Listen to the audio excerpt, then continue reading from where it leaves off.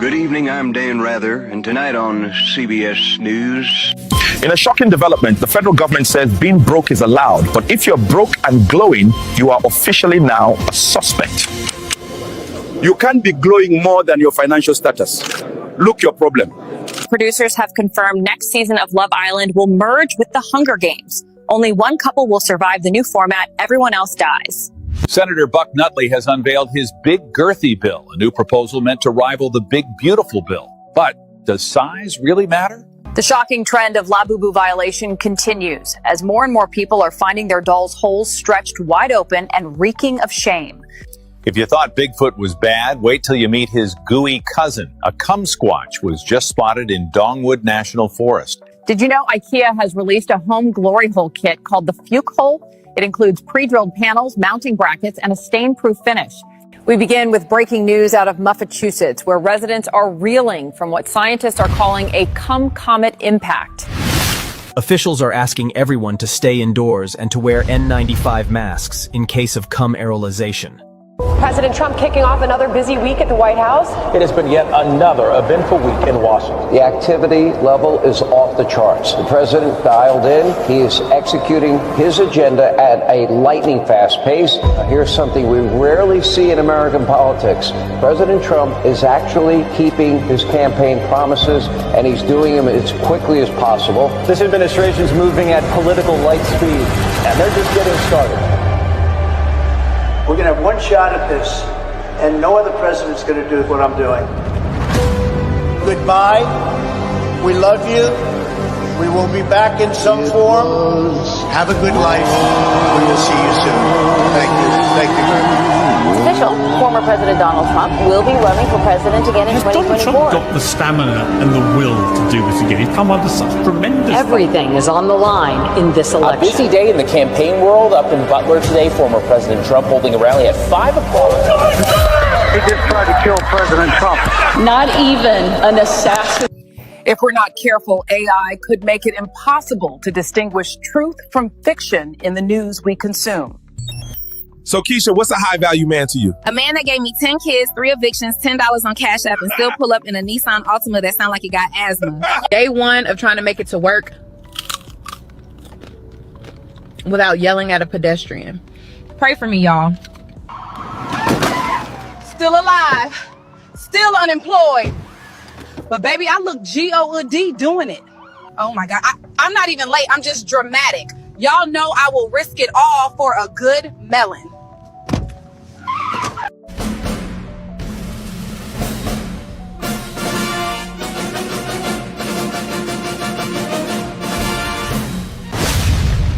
We have breaking news. A laser-guided ship missile has just been launched from Rectomopolis, reportedly targeting Pennsylvania.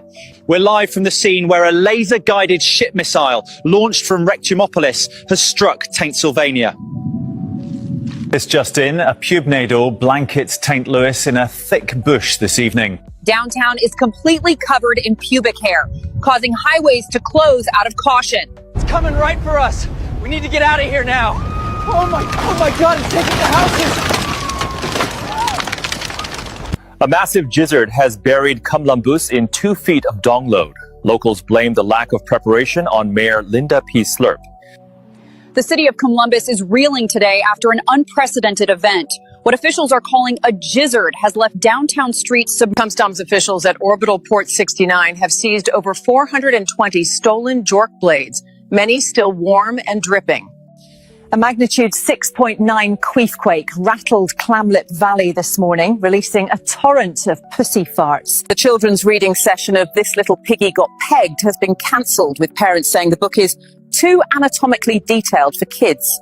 Lawmakers remain deadlocked on the Big Beautiful Bill, with some saying $10 billion more is needed for fleshlights and robo-cooters for dudes on dry spells. Los Angeles, because she served her fried chicken instead of a quinoa salad. Megan Mayonnaise went to the restaurant called The Last Supper, where she claimed she was flabbergasted that they would serve her fried chicken when she in fact ordered a quinoa salad. Ms. Mayonnaise said waitress Sharkeisha Trinity knowingly gave her fried chicken, although Ms. Mayonnaise pleaded that she didn't want to eat any urban food. We have Ms. Mayonnaise along with her attorney, Roger Bangher. Can you explain how you were feeling, Ms. Mayonnaise? I told Sharkeisha Trinity 300 times, let me speak with your manager.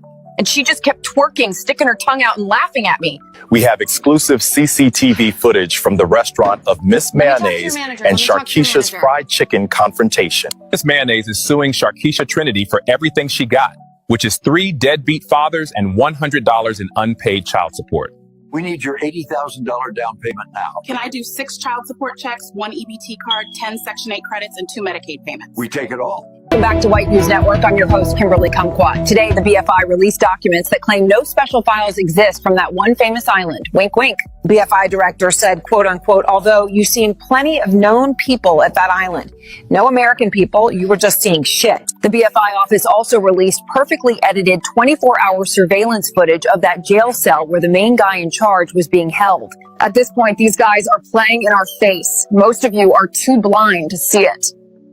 Welcome back, folks, to the White News Network. I'm your host, Tom Blandley, and tonight a white woman is leaving her husband after trying a YN. HOA President Skylar White told WNN she is filing for divorce because, quote unquote, after trying a YN, you never go back. Her husband, Kevin White, owner of Proud Boys Country Club, says he is devastated by the news and that it is, quote unquote, total malarkey. The divorce hearing is set for July 13th at Cornbread District Family Court. If Mrs. White wins, she will be entitled to half of his shit that she never worked for. Next up, rock star Roger Bang-Her has already impregnated 3 women on his Fuckfest tour. But first, a word from our sponsor. Want to do some totally unnecessary shit like mountain jump with a fly suit on? Then head over to whitepeopleshit.com. Whitepeopleshit.com. Swim with sharks, it's a blast. Make memories that last. Whitepeopleshit.com.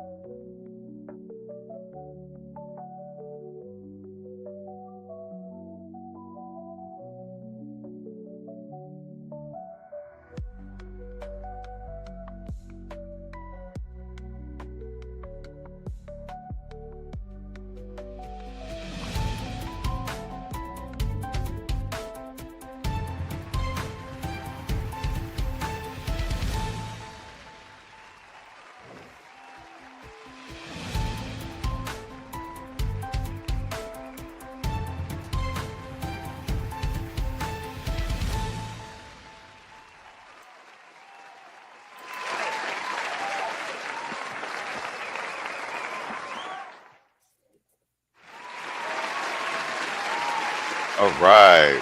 All right. All right, what up? What up? All right, guys, let's do some news. What we got? What we got? Start off with lefties losing it. Some lefties losing it. Let's go. Lose some functioning brain cells because we're going to bring you some diabolically dumb takes from the dim-witted left, starting with Don Lemon. You remember him? He was sacked by CNN after 17 years of the network. That followed accusations of misogyny and misbehavior. And then there were his terrible ratings. Then he was sacked by Elon Musk after a disastrous interview, but he's still out there spewing his terrible takes, often race-based takes. Here he claims you cannot be black and be MAGA. Just listen to this and marvel at how a man this divorced from reality was able to be a network anchor for so long. It's the same thing that when I see not all black Republicans, but I see a black MAGA person who is carrying Donald Trump's water and they know that he's lying. It is the shortest line to the front. Because if you're black and you're whatever, you're just in line with a bunch of other Democrats that are doing the same thing that you're doing. But if you become a black MAGA person, it's like, whoa, let's book this person, let's put him on television. So you don't think you can be a sincere black MAGA person? I just said, I don't think that, I just said, I think there can be sincere Republicans. But you can't be a sincere black Republican? I don't think that you can be a rational MAGA, be black and be a rational MAGA person. I think you can be black and be a Republican. I think they would. And this is why his show got taken off there, because he's an idiot. The MAGA Republicans are the only reason people actually vote. You got so many people voting for the Republican Party. People weren't voting for the Republican Party proper, the old rhinos. It's the new policies. The MAGA Republican is really just a populist Republican Party. It's policy for the working and middle class. I find that very insulting. Well, I mean, the truth is often insulting. The truth is often insulting, and the truth is Don Lemon is a race-baiting simpleton who managed to foul his way up at CNN until even they had enough of his nonsense. As well as being a certifiable clown, he is also hugely ineffective. Here he is on CNN explaining how he campaigned for Kamala Harris by going around telling black men in battleground states that they were essentially dumb if they supported Trump. I went from battleground state to battleground state. When they invited me to the convention, I didn't just want to fly there. I said, I'm gonna go and talk to voters in battleground states, and I did. It was not curated. I went up to people just doing man on the street. I said, who are you gonna vote for? Black men. And time after time after time, they said, I'm voting for Donald Trump. Why? Now, their reasons why, they said, because most of the time they said, well, for economic reasons, right? Or because he gave me a stimulus check, and I had to correct them over and over. Nobody was voting for Trump for the stimulus check. For the economic reasons, though, there was more money in people's pockets, black people in particular. Over. Can't believe that didn't work out. But old mate Don is not alone in being hopelessly out of touch, hopelessly clueless about real people and what motivates them. Let's hear now from two awfuls, affluent white female lefties, former NBC and CBS host Katie Couric and an alleged historian, Heather Cox Richardson. Here she claims that Donald Trump is suffering cognitive decline. Not Joe Biden, but Donald Trump. Katie, the man is cuckoo for Cocoa Puffs. He really is. And that to me is, everybody's the like, ego, the ego knows no bounds. This right here is the poster child. This is the Democratic Party. These old, bitter, unattractive, cat lady, liberal women with the quiche as their attack dogs and partnered up with the backdoorians. So we keep pushing this talking point. You're a black male Democrat. You got some explaining to do. No, the ego has never known any bounds, but the ego used to be anchored at least in a brain that could finish a sentence, and it's not there anymore. I promise you. I watch this man a lot, and I'm not a doctor.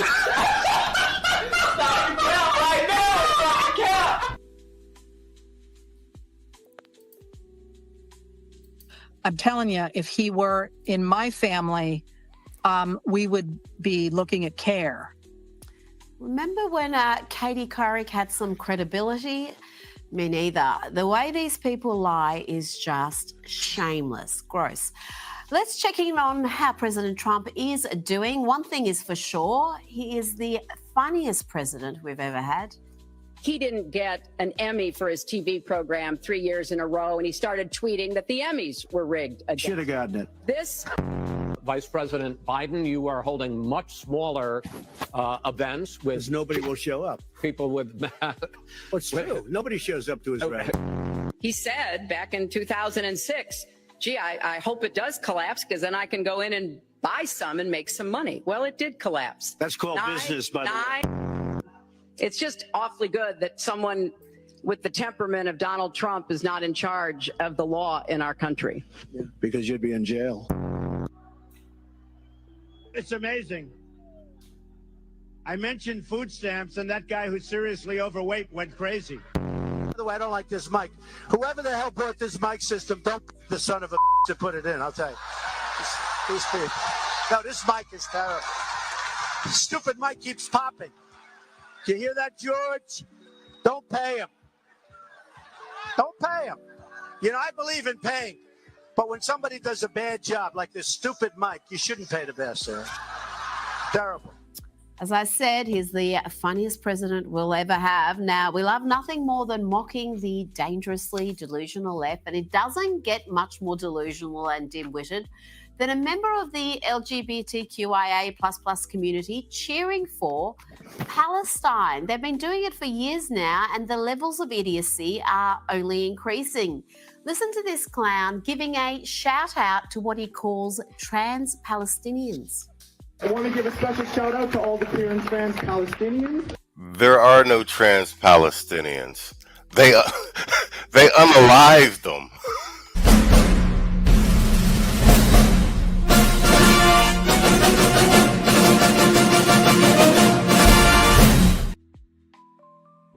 Not only are we honored to have you as part of our community, but Palestine is the moral compass of the world. Palestine is the moral compass of the world. So the moral compass of the world is virulently anti-gay, anti-trans, anti-everything LGBTQIA.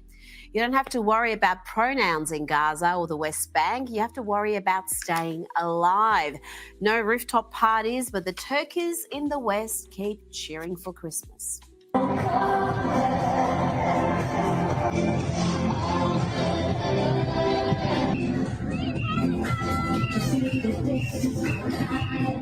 That was the UK, Manchester. And here is another turkey cheering for Christmas in song. And this song is written for Palestine, and here you have it. We are laid in the rubber of our roads and dreams, marching on while our words is for the world to free, busting back in the hatred of the earth. That is enough of that. Thank you. I told you 5 seconds only. The producers have gone rogue. Let's hear from this young lass who thinks Trump and RFK want to put her in a concentration camp. Try to follow. Yo, what up, Kwame? Yo, I got your Detroit HPTV segment of Farrakhan. I'm actually going to play some of that tonight.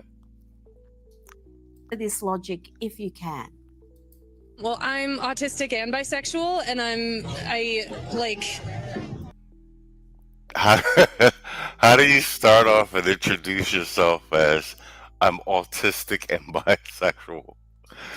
Oh, this generation is so lame. Yo, what up, Universal Black? Crypto in the building. Hey, it's a crypto drop. We got more pricey games coming up in the second half of the show. Don't go away, folks. We got more pricey games coming up in the second half of the show. Don't go away, folks. We got more pricey games coming up. All right, let's go.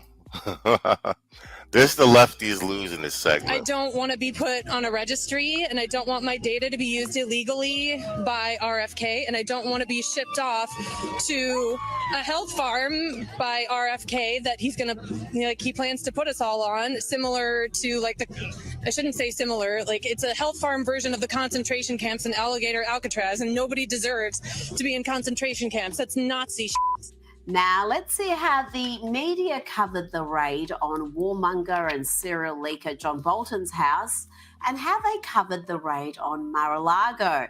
Here is the ABC's John Cowell. See if you can detect the subtle difference.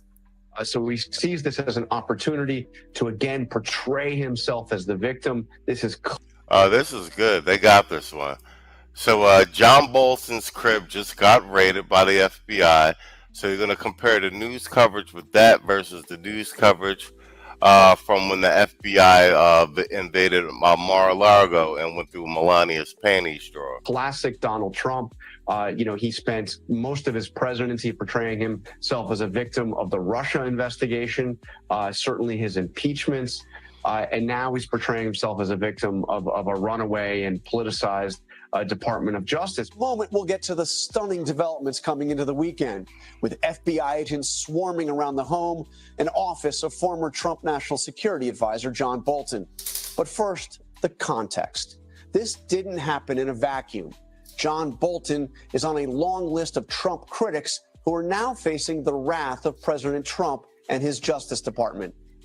Just shameless stuff from a shameless charlatan who has pushed every hoax from Russian collusion to the Fine People lies in recent years. And thanks to Maze Moore for putting that content together. Let's look at CNN's treatment of the same news. Here is the thoroughly discredited Andrew McCabe before and after.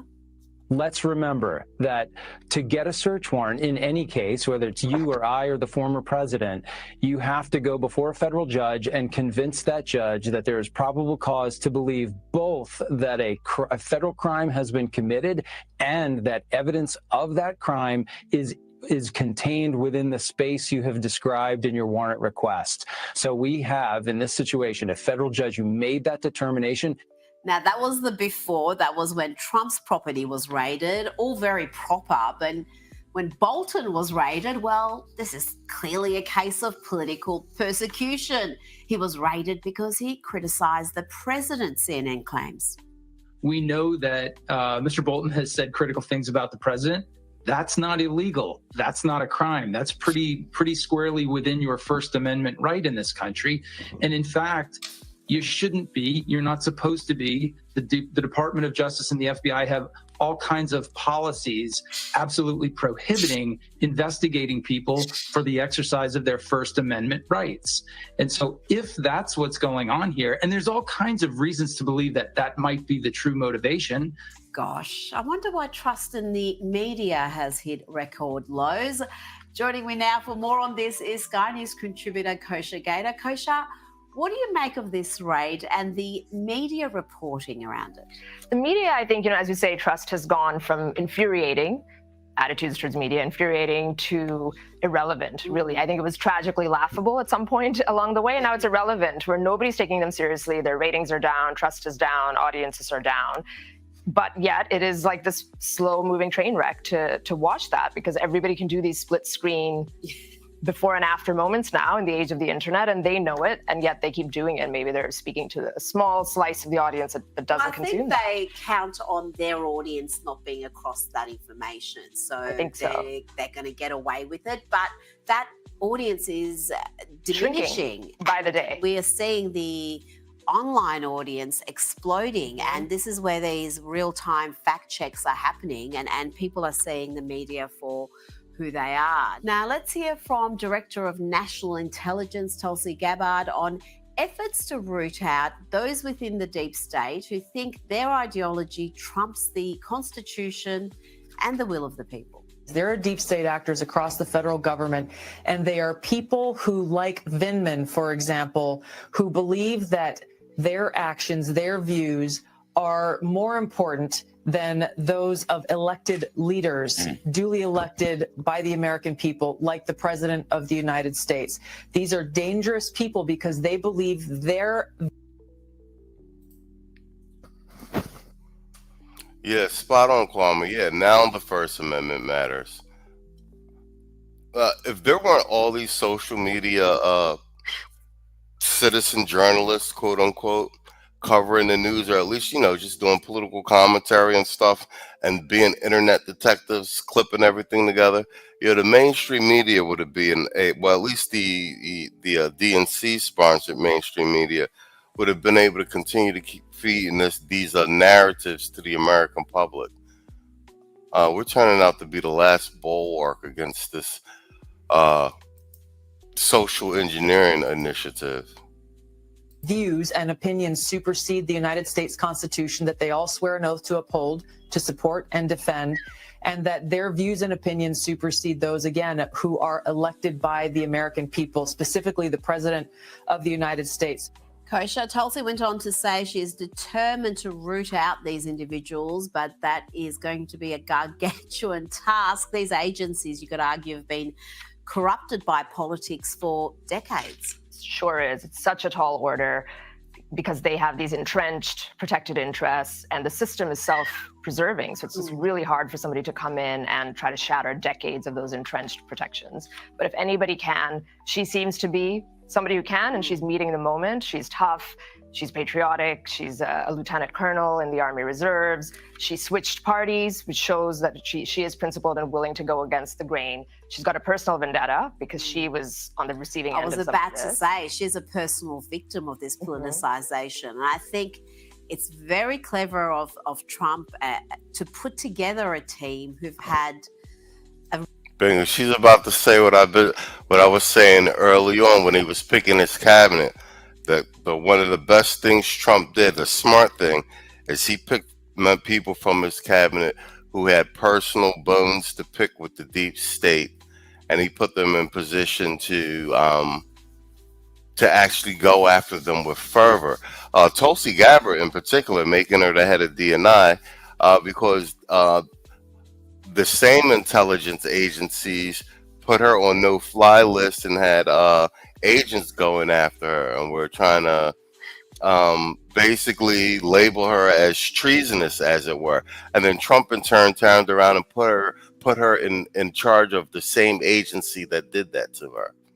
So a preacher's about to make the same argument that I made. Real personal insight into how bad the bureaucracy has become. Absolutely. So many of them have been personally wronged, himself, of course, at the tip of that spear. And that is human nature, that it does give you extra mojo and extra motivation to go after this. So she's trying to do it. She's fired, I think, 40% of the staff, because that's a big part of it. The fewer people you have, the closer they are and better visibility you have into their motivations. But the clock is ticking. They've got 3.5 years left, so we'll see what happens. Now, let's talk about Donald Trump firing Federal Reserve Governor Lisa Cook. All right, excellent. Yeah, Lisa, the first Keisha Fed governor gets fired for financial fraud. And I'm going to do an additional segment after this little piece on Lisa Cook. Allegations of mortgage fraud, quite serious allegations. There is a criminal referral underway. But the media can only see race and gender. The New York Times has an article implying that she's being targeted because she's the first Black woman to ever serve as Fed governor. She may have been appointed by Biden because she's Black kosher. He was not shy about saying, yeah, she's a DEI hire. This is what happens when you hire DEIs. She's not even qualified. He was making decisions based on identity politics. But it's quite obvious that she's not being sacked because of her gender or her skin color here.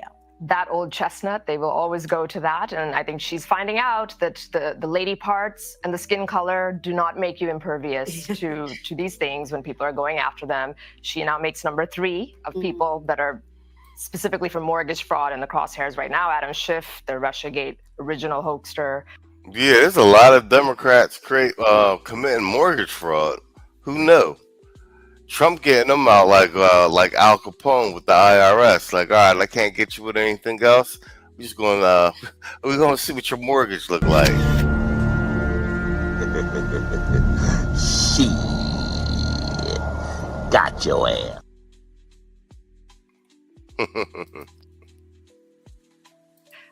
Who is probably lawyering up Letitia James. Which is the funniest because she charged Trump, very ironic, on that of which she is guilty. He wasn't, and was just acquitted earlier this week from that ridiculous judgment. And Lisa Cook, it adds salt to the wound, especially because as a Fed Reserve governor, she is part of the panel that is in charge of interest rates, which are so high. And it's one of many reasons why young people are finding it difficult to get into the home ownership ladder. Meanwhile, she has been committing fraud and enjoys favorable interest rates, allegedly, because of the way she filled out her application. So that's also funny in its own way. And I don't think the race and gender shield is going to shield her. No, and it is also, like you said, quite amusing that mortgage fraud is the issue for several of these bureaucrats, including Letitia James and now this Fed governor, when it was what they tried to get Trump on. They tried to bankrupt him over this. They tried to really destroy what he'd worked his life to build. And now they're being scrutinized for the way they're filling out their mortgage forms. And I'm surprised at how haphazard they've been in. So brazen. And it feels almost like they know that they're above the system. You know, they've been lecturing the other side. No one is above the law, but you would only be that careless, if you will, if you think that you're above the law and you will never be found out. It's a new day. Now, Donald Trump is promising to extend his crackdown on violent crime from DC to other blue cities like LA, New York, and Chicago. And that has upset the governor of Illinois. All right, bet. Let's let me load up this new segment. Here's a paternity fraud PSA from Theo Coop. Every man walking this planet who's having a baby should have a DNA test. I don't give a damn if you married. I don't give a damn how mad your wife gonna be for asking her. It's not about her. It's about your own protection. If you're dealing with a woman who's opposed to it, that already lets you know the caliber of woman that you're dealing with. I have a son. You goddamn right I got a DNA test on mine, and we were married. Was she upset? Yes. Did she get over it? Yes. Would I ever get over the thought of me raising another man's son? No. Fuck that. I'll be damned. Oh man, I'm thinking this kid's not mine, but if I ask her for a DNA test, man, I think she gonna be mad. It doesn't matter what you think. Man the fuck up. Every man should have a DNA test for every single child that he has. All right, bet. Let's do Jesse Waters prime time. As we watch the Democrats continue to sink and tank. 3 hours and 17 minutes. It was Trump's longest public event as president ever. Not even Bill Clinton could last that long. But Trump's more impressed by the guys holding the boom. I can't believe it. You're not tired holding that? How strong are you? How strong are you? Look at him. He's been holding that thing for 3 hours. You're a good fisherman. The guy guzzles Diet Cokes and then does over 3 hours without using the John. Gutfeld can't even make it through the 5. He takes a bathroom break at the bottom of every hour. Trump's a camel. Even his bladder's better than Biden's. You have not had this happen for 4 years. You sat and you'd ask one question to Biden, and it was always the ice cream question, right? What flavor ice cream do you like best? I like vanilla. And that was the end of the conference. Biden couldn't even stay awake for 3 hours. The meeting went on for so long, Duffy got caught taking off his shoes. For the first time in his life, Kennedy skipped a workout. The Pete and Bobby Challenge. It's 100 push-ups, 50 pull-ups, and you try to do it within 10 minutes. I got 5 minutes and 48 seconds. Pete beat me. I'm still bitter at that. 5 minutes and 25. The cabinet leader is Scott Turner. 5 minutes and 15 seconds. I'm waiting for reports from the rest of the cabinet. The only exemptions currently existing is if you can hit a 50 at Bedminster, which President Trump did. The cabinet meeting was longer than the Titanic. At one point, Rubio was like, I got to get back to work. You were elected as the president of working Americans, and that's why this Labor Day is so meaningful. For me personally, this is the most meaningful Labor Day of my life as someone with 4 jobs. And so at one point, after they'd covered everything, they didn't have anything to say. So they just started teasing Schumer. Poor stupid Chuck Schumer, the guy. He looks like he's aged 100 years. And I don't like getting into looks. You know, looks don't mean anything, right? When you're in politics, looks don't matter. I look at Pam, I would never say she's beautiful because that'd be the end of my political career. When he was shooting The Apprentice, board meetings, they went for hours, so this was a breeze. Axios calls him the chairman of all boards. 45, 47, commander-in-chief, mayor of Washington, president of Europe, daddy, and now chairman of America. A man of many hats and a man of many wins. Domestic steel production is up by 100,000 tons of steels a week. Ford that just announced it's going to create 4,000 new jobs, American jobs. Hyundai, 14,000 jobs. Yeah, you catch that, right? This is like something out of Goodfellas. Yeah, I'll be saying, man, be giving off Tony Soprano vibes. General Motors is moving production of the Chevy Blazer and Equinox from Mexico back to the United States where it belongs. They're building big, modern, beautiful auto plants. But think of that. We're up 18,000 cars a month. I hope this table gets a lot of the credit for what's happening. And while Trump's building Alligator Alcatraz, the Speedway Slammer, and the Cornhusker Clink, Zuckerberg's using his Zuckerbucks to build us AI plants the size of Manhattan. This is something given to me by Mark Zuckerberg. And you'll see this is AI now. So this is one he's building in Louisiana. Look at that. That's the size of Manhattan. So that's superimposed over the island. Yo, this is the AI plant that's being built in Louisiana. That's jobs. That's jobs. Manhattan. It takes up a big part of Manhattan. I think they say 81% of Manhattan. So these are big things. Companies are breaking ground on the Trump boom, and the tariffs are balancing the budget. The Treasury Department is taking in record tariff revenues that I had been saying was running at a rate of 300. Facts. Scott Bessent's been spot on with that, and we did Kevin O'Leary doing a breakdown of the tariffs.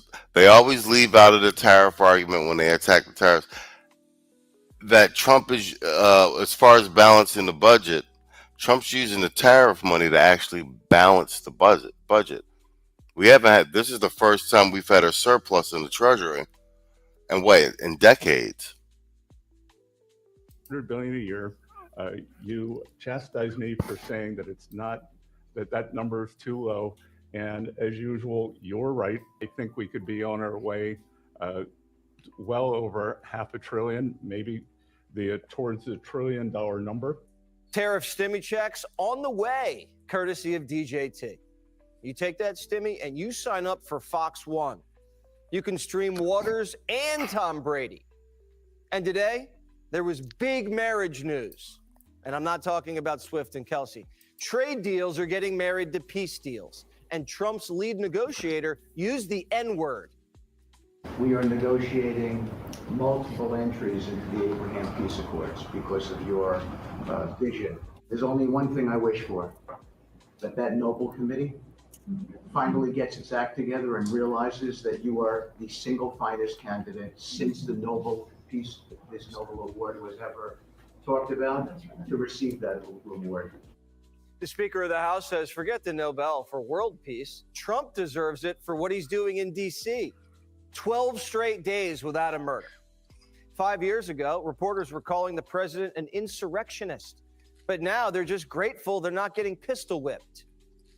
In broad daylight, I was on my way to work, and a young man with a black ski mask pointed a gun at my face and threatened me to hand over my phone, my wallet, my laptop, and everything else. And when I refused, he used the butt of his handgun to strike me across the face, in the cheek, or what some people call pistol whip me, before running away. And that has deeply traumatized myself and my family. Ever since, I've never dared to walk in the street of DC at night ever. And my family was extremely worried. So, Mr. President, thank you so much for what you're doing right now. Because for being honest. DC's so safe, the Guard doesn't have any criminals left to chase. They're picking. Universal view. Chicago is next to NYC. Everybody's saying that. I mean, the people on the street is like, yeah, surprisingly, yeah, send the Guard.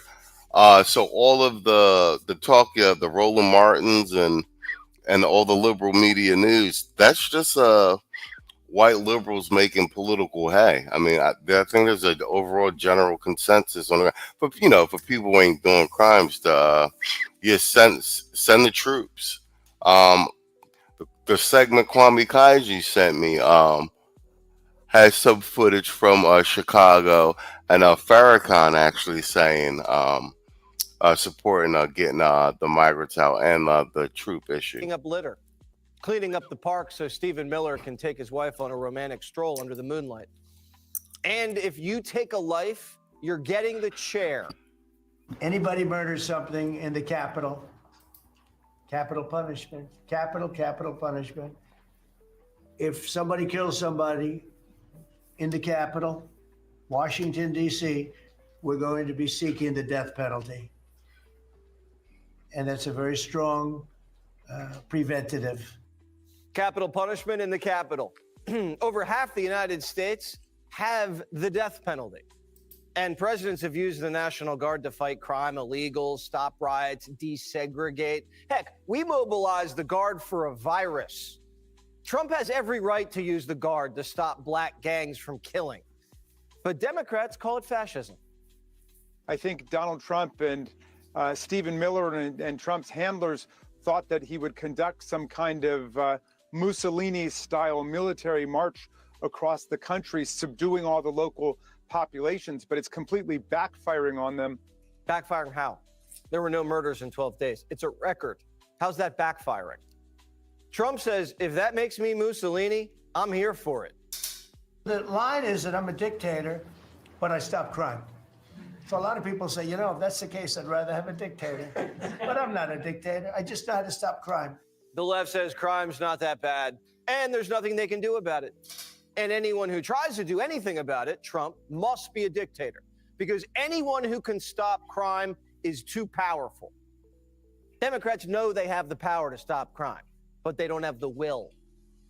They're calling Trump a dictator in Chicago? No, they're not. The Windy City's begging for the guard. I've lost an uncle to Chicago crime. I've lost 2 first cousins to Chicago crime. I've lost distant family members, friends, neighbors. And what they want us to do is find comfort in this chaos and normalize this trauma. And we're not doing it anymore. We need our president to come here right now and do a forensic audit to find out who's getting paid and who's benefiting from this crime, because right now we're grieving. P. Ray's onto something. Chicago is the main distribution hub on the heroin highway. And the homicides on the south side are directly connected to the street gangs that traffic the drug. Where are those profits going? We want to get this cartel out of here. We know that the heroin highway runs directly through the west side of Chicago, and they are trafficking $2 billion worth of heroin a year out of our community. Imagine what that looks like, America. That looks like overdosing. That looks like violence. That looks like people leaning. That looks like people rocking. That looks like people dying. We don't want to live like this. The narcotics run from Mexico up through Texas and north up the interstate into Chicago, where the customers are, where the trucks can take it east or west and the boats can take it across the Great Lakes. You think drug money's paying off politicians? You think the politicians are being paid to keep a light footprint on the south side so the drug cartels can keep their money up? 600 murders a year is the cost of doing business. JB Back can stop it. All he has to do is pick up the phone. I would have much more respect for Pritzker if he'd call me up and say, I have a problem. Can you help me fix it? I would be so happy to do it. I don't love, not that I don't have the right to do anything I want to do. I'm the president of the United States. If I think our country's in danger, and it is in danger in these cities, I can do it. JB Back wants an award because murders went from 900 a year, 30-year high, to 600 a year. Chicago's still got double the murder rate of LA. There's neighborhoods in Chicago that are more dangerous than Iraq. But JB Back thinks he's got it all under control. We're very pleased about the progress that we're making. I know that I live rent-free in the president's head, and I wish he would spend some time in Chicago so that he could see what a lovely city we have. 6 people were killed in Chicago this past weekend, and 27 shot. And Ribbs is pleased with his progress. We could use some more progress, and we could use some more backup. Yo, what up? Quiet storm in the building. Off by a stop.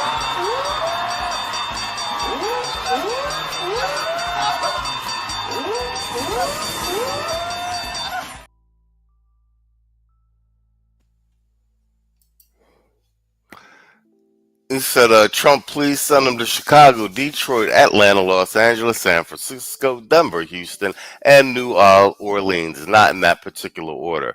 And I posted on the community tab. Saul sent it to me. It's a list of the homicide rates by city, and then there's a blue and red dot next to them. Blue dots for the cities run by Democratic mayors, and the red dot is for Republican. And if you will notice, there are a lot of cities there, but you will notice there is only one red dot. Pattern recognition is a hell of a thing. But the mayor says no mas. Do you believe that the streets of Chicago would be safer if there were more uniformed police officers on the streets of Chicago? I believe the city of Chicago and cities across America would be safer if we actually had, affordable housing. Look, okay, I'm not saying that we don't. That's not the question I asked. Mayor Johnson's going to fight crime by building more housing projects? When Bill de Blasio says get it together, get it together. I think the Democratic Party has to look at this issue much more honestly and say, hey, there are some places where we should be doing better. Our leaders should be doing better. The problem is Democrats can't see past the politics. They think Trump's laying a trap for them by fighting crime. But the president's not laying a trap. He's just doing the right thing. Democrats should try that sometime. And the media is not helping. Here they are. If it wasn't clear then, it is now. The White House's public safety play is a deliberate ploy, one that's already backing Democrats into a corner. See, the media's got all their minds messed up. This is what Trump was elected to do. It's not a ploy, it's a mandate. The whole framing's ridiculous. Facts. It's a mandate. It's not a ploy. You seen it, Storm? Yeah, 28 cities, only one of them with a red dot. Yeah, Saul sent me that screenshot. Yo, Pookie and Ray Ray show. What up, Playboy? I see you in the building. I got a by the numbers segment tonight too. We got Kwame and Storm here. Yeah, we'll nerd out at the end. Yo, what up, Saul? What up, Saul?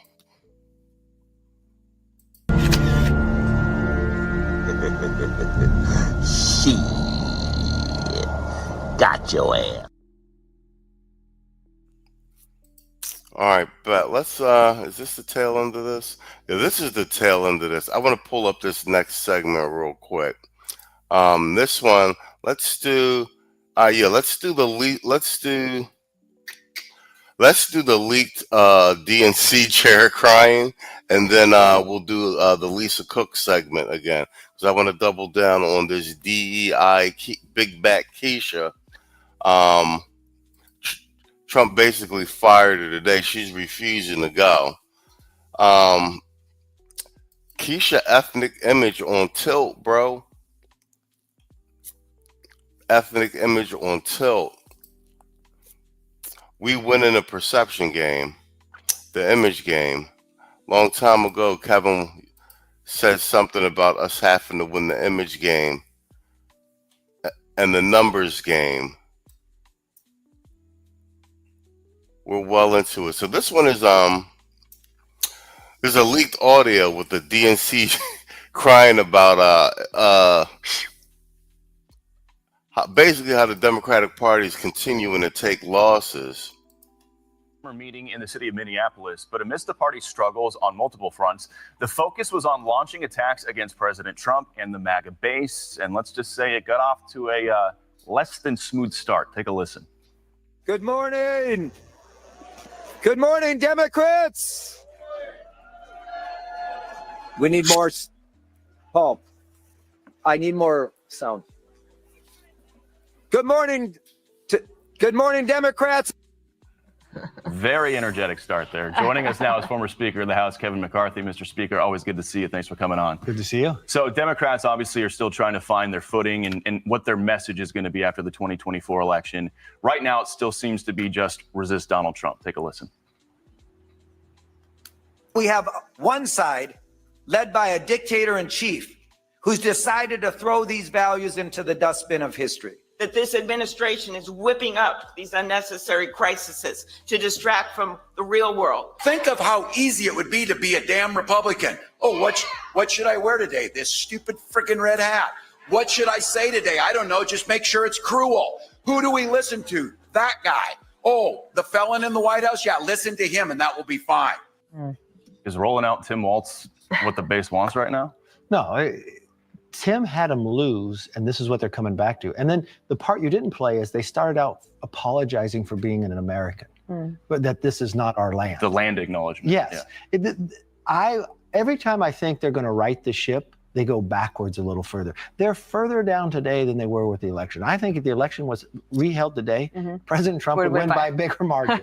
It's unbelievable. Well, the thing is also, this caught my attention, is that millions in the Harris campaign expenses are still way on the DNC. So Axios' Alex Thompson wrote this, that as of July 31st, and you can explain to us why this matters so much. The DNC had $13.9 million on hand. The RNC had $84.3 million on hand. Now, that might be typical if you have whoever the president is, but this disparity is huge. And they've been railing against President Trump so much, but they're not bringing in any money from it. They're not bringing money in from it, but Irvin Reese said, these 30-minute late notifications is killing me.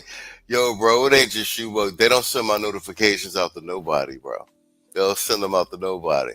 My notifications don't go out, and occasionally they will, and they don't show the long-form videos to nobody. We did a couple experiments the last 2 weeks to see really what my impression should be and stuff like that. Yeah, they don't. They got us on like a slow shadow ban. Like the only reason we still breathing is because I got the shorts. I got the short stream on lock, or algorithm on lock. You know what I'm saying? And whatchamacallit, I think they knock they take 10 subscribers from me like every day, but then I get them back. Yeah, yeah, crazy stuff happening with YouTube, Playboy. I heard they demonetized Black Ram.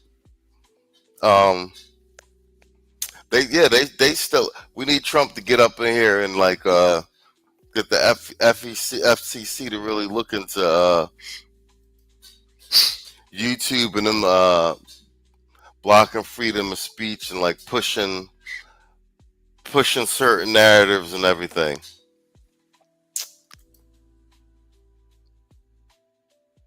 He said, bro, I'm literally refreshing my page for 40 minutes straight and you just popped up. Yeah, I know. Yeah, Black Ram got demonetized, which is crazy. He been on YouTube for a decade and ain't never really had no problems aside from the minor shadow banning. It's crazy he gets demonetized.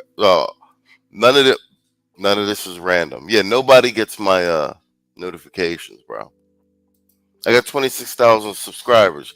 You figure with just basic sales math, with a 5 to 10% conversion, you know what I'm saying? You would figure at least 1,000 or 900 people will get the notification if you just do a basic rule of thumb sales conversion. It's cool, man. We the little channel that could, man. We take a licking and keep on ticking. Yup, it feels like the ad purge a couple years ago. Yeah. I think closer we get to midterms, I think a lot of weird stuff won't be happening, bro. also they're paying Harris's debt. She got more than $1 billion. And when the election came, you couldn't tell the three things she was going to do, but she put them in debt and they paid like 14 or 15 million of that. And there's a $70 million difference right now. Wow. That's hard to keep up when you're in the minority like that. And they have no message that's resonating to bring people through. And the only Democrats out there that are resonating and getting money are the socialists. Yeah. DNC Chair Ken Martin has been urging Democrats to fight more. We've heard him say that, you know, they've been bringing a knife to a knife fight. Then he says they need to bring a bazooka to a knife fight. Now he says they're bringing a pencil to a knife fight. But back in May, Politico got this recording of him crying on a call amongst Democrats because he felt that David Hogg was making his job harder. Let's take a listen. We'll get your thoughts on the other side. No one knows who the hell I am. Right. I'm trying to get my sea legs underneath of me and actually develop any amount of credibility so I can go out there and raise the money and do the job I need to put ourselves in a position to win. And again, I don't think you intended this, but you essentially destroyed any chance I have to show the leadership that I need to. So it's really frustrating.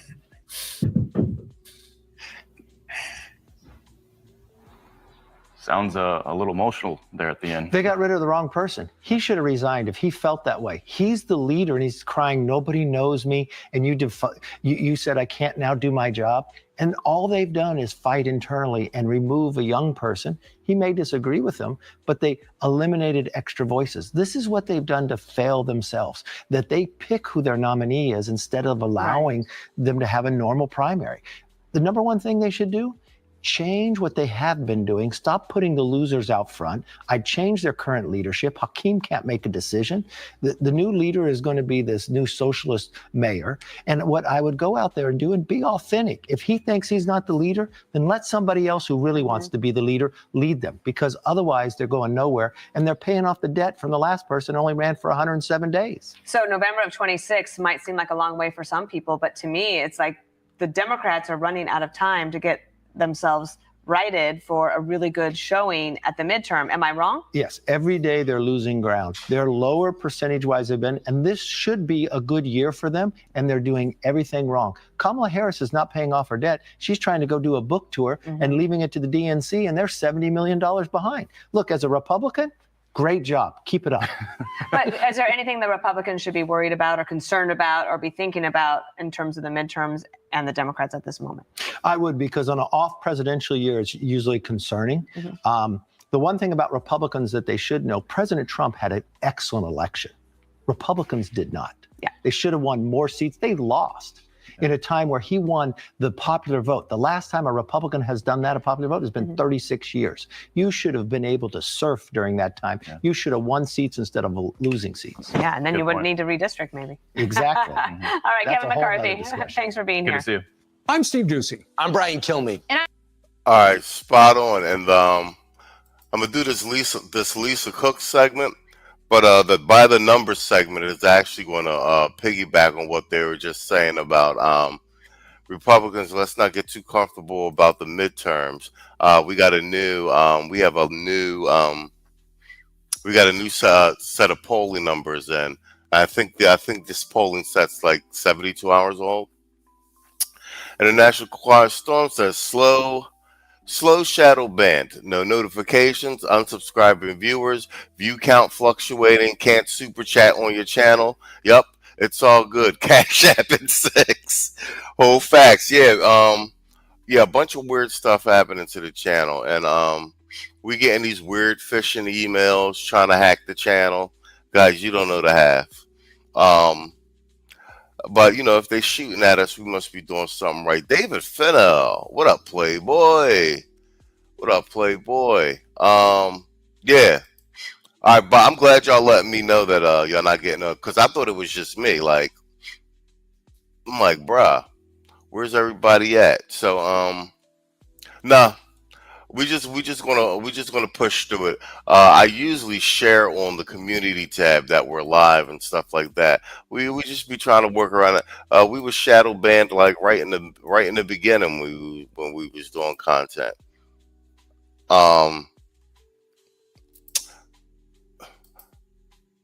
Like I said, lucky for us, we got the news feed on lock. We got the you know what I'm saying, we got the shorts on lock. That's the first piece of the algorithm I broke. I be saying this to Saul damn near every day for like the last 2 goddamn months.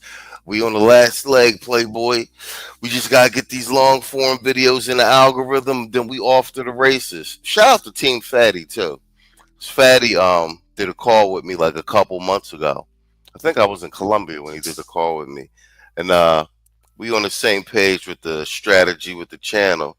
He was telling me like, yeah, get the double down on these long form videos so you could pull a bigger audience. Me and Sardin built this thing from the ground up, man. You know what I'm saying? No small feat whatsoever. Look at this big back Keisha up here. I mean, you guys got to understand the magnitude of what is happening here. Letitia James, another big back. Fannie Willis, another big back.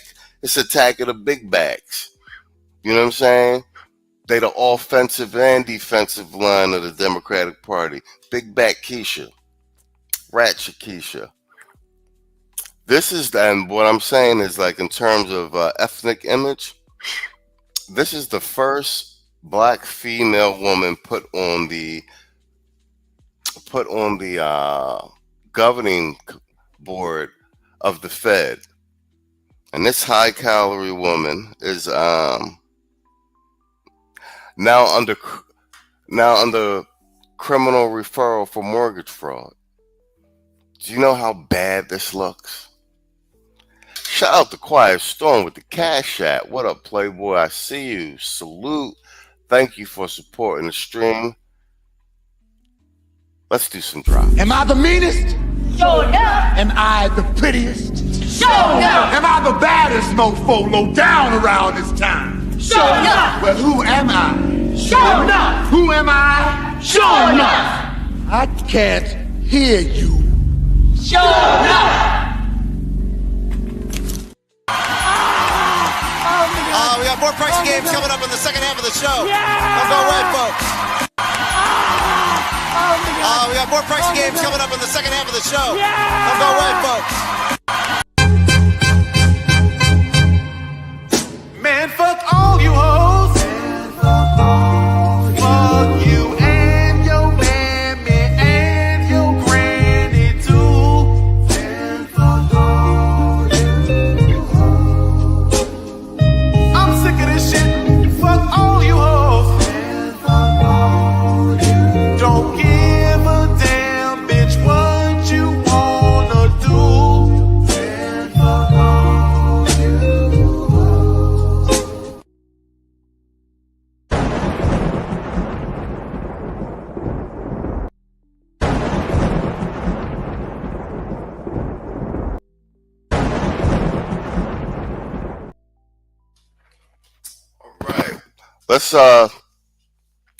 Let's play this Lisa Cook segment. This one's on Fox Business. This is Trump fires key Fed figure over deceitful and potentially criminal conduct. Posted a Truth Social, President Trump upping his pressure campaign on the Fed. Welcome to the Big Money Show. I'm Brian Bremberg, along with my co-host Thomas Hayes, Marcus Lemonis, Lydia Hu, and joining us for the hour, Making Money host Charles Payne. Welcome, one and all.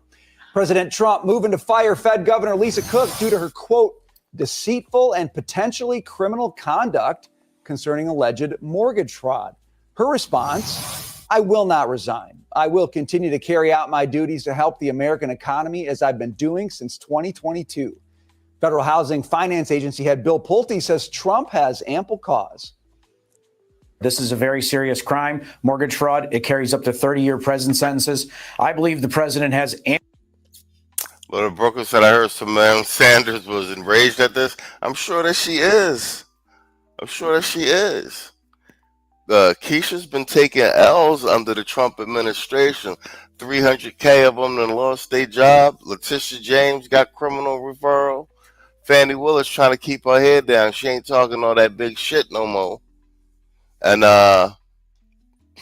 bro, this is not a big back Keisha friendly administration. Ample cause to fire Lisa Cook. Whether he wants to do that or not is entirely up to the president. However, we will go where mortgage fraud is. If mortgage fraud is with a Republican or a Democrat, it doesn't matter. If you commit mortgage fraud in President Trump's America, we're going to come after you. And Lisa Cook is no exception to that. And Cook's attorney, Abby Lowell, just came out and said that Lisa Cook will fight this. Of course, Abby Lowell from Hunter Biden fame. So, Charles, I go to you first. We talked about Lisa Cook over the past week, talked about the charges. The president has moved. She's going to fight. What do you make of all this? I think one of the interesting things is everyone kind of talks about the standing of the Federal Reserve and not to make a mockery of the institution itself. We just had 3 major Fed officials not too long ago resign over the stock trading situation, which ironically. That is not a flattering picture, bro. So she making all that money at the Fed. Can't take Keisha nowhere. Oh, MC Recovery, salute, bro. Storm said, I wish Simone Sanders was as enraged with her hairline and waistline as she is with firing. Hell yeah. The IG found them all not guilty of violating any sort of thing, although that was the Fed IG. So, that brought out additional scrutiny. But still, the point is, none of them necessarily fought. Woo, look at that wig. Woo wee! Good Lord. Let's be be nice. Let's be nice. We don't have to go there. I mean, you're not wrong, but you didn't have to say it. I mean, good Lord. That wig down bad. Saul T. Balls with the $5 super chat. He said that National Black Journalist interview is what cooked Keisha. Hell yeah. Hell yeah. Trump has not forgotten that shit. That shit is definitely what cooked Keisha. They thought they was going to be all sassy and that they was going to get him told, like, a lot of this administration, you're right, is blowback from this. You be like, these bed wenches and Keishas and big back Keishas and wig wearers then got out of line. Trump is going to single-handedly destroy the Keisha industrial complex. Shit. Got your ass. Trump like this to Keisha. All right, Jakifa KFC Eater. I heard you're looking for a new car today. You know your girl needs a new ride. Well, we do not accept EBT, so get the fuck out.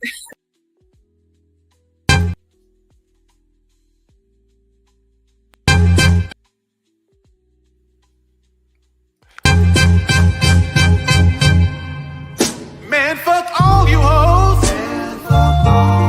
Fuck you and your mammy and your granny too. And fuck all you hoes. I'm sick of this shit. Fuck all you hoes. And fuck all you. Don't give a damn, bitch, what you wanna do. And fuck all you.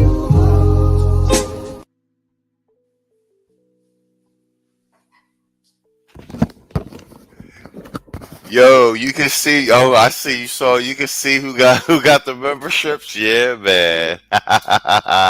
She gotcha. Yo, so I'll be telling you, man. I'll be telling you. Shout out to Quiet Storm, gifted 5 Machismo TV memberships. If you got a membership from the International Quiet Storm, please drop in the chat, say thank you, sir, or add him on the community tab. We wanted to see what's hot tonight, but Saul says, say it ain't so. What you doing over here, man?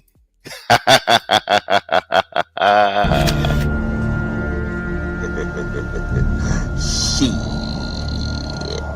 Got your ass. Shit, hold on for a second. Let's do some drops. International Quiet Storm coming in heavy-handed. Let's do some goddamn drops. So, Keisha, what's a high-value man to you? A man that gave me 10 kids, 3 evictions, $10 on Cash App, and still pull up in a Nissan Altima that sound like it got asthma. So, Keisha, what's a high-value man to you? In a shocking development, the federal government says being broke is allowed, but if you're broke and glowing, you are officially now a suspect. You can't be glowing more than your financial status. Look your problem. A massive gizzard has buried Kamlambus in 2 feet of dong load. Locals blame the lack of preparation on Mayor Linda P. Slurp. The city of Columbus is reeling today after an unprecedented event. What officials are calling a gizzard has left downtown streets submerged. A massive gizzard has buried Kamlambus in 2 feet of dong load. Locals blame the lack of... Riker, my good fortune is your good fortune. I don't need your fantasy women. Oh, you're so stolid. You weren't like that before the beard. Very well. Riker, my good fortune is your good fortune. I don't need your fantasy women. Oh, you're so stolid. You weren't like... Man, fuck all you hoes. Fuck you and your mammy and your granny too. And fuck all you hoes. I'm sick of this shit. Fuck all you hoes. And fuck all you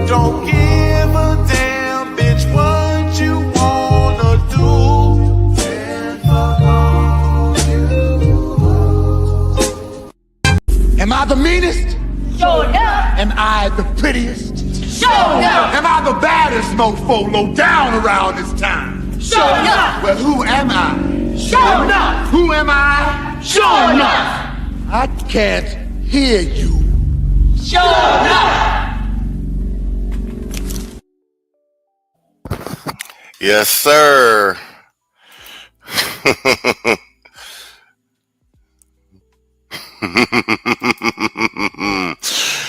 Oh my God. Fun and games, man. Fun and games. Shit. Fun and games. You black say she looked like a third shift waitress at the Waffle House. Yo. Let's be nice. Let's be nice. We don't have to go there. I mean, you're not wrong, but you didn't have to say it. I mean, good Lord. All right, let's go. Let's get the lowdown on old Lisa Cook and old Bigwig here. And ironically, if they did fight, they would have been found not in violation. But they didn't because they wanted to protect the sanctity, if you will, of the Federal Reserve, which, by the way, this Powell Federal Reserve is the most unpopular ever. Not too long ago, I think it was Pure Gallup took a poll. And so Americans are losing faith. And they're losing faith in the entire system, to be quite honest with you. But certainly in that. So in my mind, I would have preferred to have seen her resign. I just don't believe Bill Pulte. Yo, listen, man. We be saying that the Democratic Party is the party of the plantation. They the Dixiecrats. They started the Klan. They instituted Jim Crow. And what was the big thing on the plantations, man? These big back Keishas, the big mamas going with the wind types. Bro, it be right in y'all face this whole time, man. And it would have gone out there saying that there's mortgage fraud if there wasn't something very, very suspicious. That to the average person would look really wrong if someone watching this show did it. Lydia, bring your lawyerly perspective to this. So I think Lisa Cook is saying this is not cause for me to be fired. It's the cause issue. Now, I look at it as a non-lawyer and say, well, if you lied on your mortgage application and you're a regulator of those kinds of things and you have charge over interest rates, which is what that whole thing is about, that seems like cause to me. What do you think as a lawyer? You know, this breaks out into two very kind of clear, clean issues. I think one is whether or not we have cause for President Trump to remove her. And the statute is really clear. In order to remove a Fed governor, you have to have cause, some type of malfeasance. So here, the issue is that we have allegations of wrongdoing, right, coming from Bill Pulte, another agency head. He is accusing her of mortgage fraud, and he's referring that over to the Department of Justice. But as of now, she's not been charged. I don't believe the DOJ has opened up a formal investigation into this just yet. So whether or not that rises to malfeasance or for cause for termination is an open question. The statute does not define it. No case law has defined this so far. So this is a novel question that would be presented for the courts.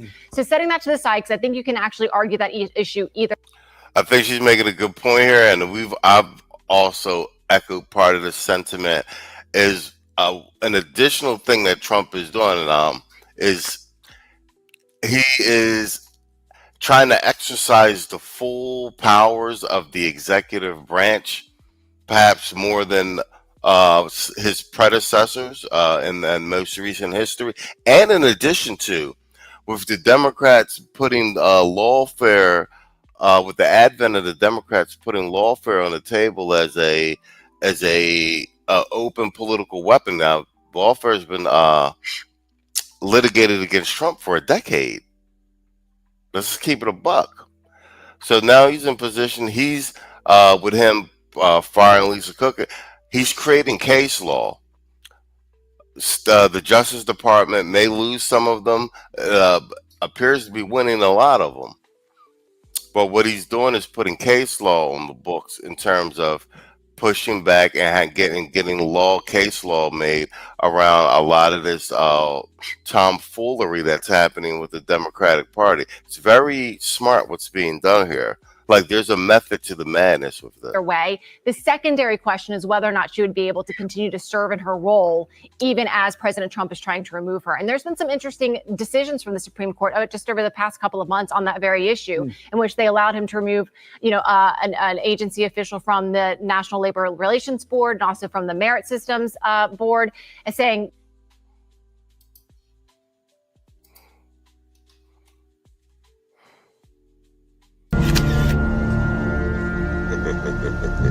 Shit. Got your ass. Shit, boy. Think I'm gonna be the scapegoat for the whole damn machine? Shit. Clarence is gonna... Shit, as far as the federal money's concerned, he's everything. The faucet, the goose. Oh, goose. The one that lays them golden eggs.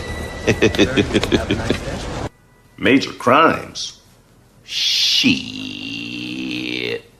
They gonna come talk to me about money laundering in West Baltimore?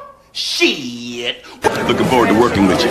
Shouldn't you be dead to me? Shit. I took it easy on you, son. High in the sky. Shit, partner. And it's your people up in my shit. Not no feds, not no safe people from Annapolis. It's motherfuckers from my own city. For all that profile? Shit, partner, you should be paying me. they can be removed while they're also litigating the underlying claims to keep their job.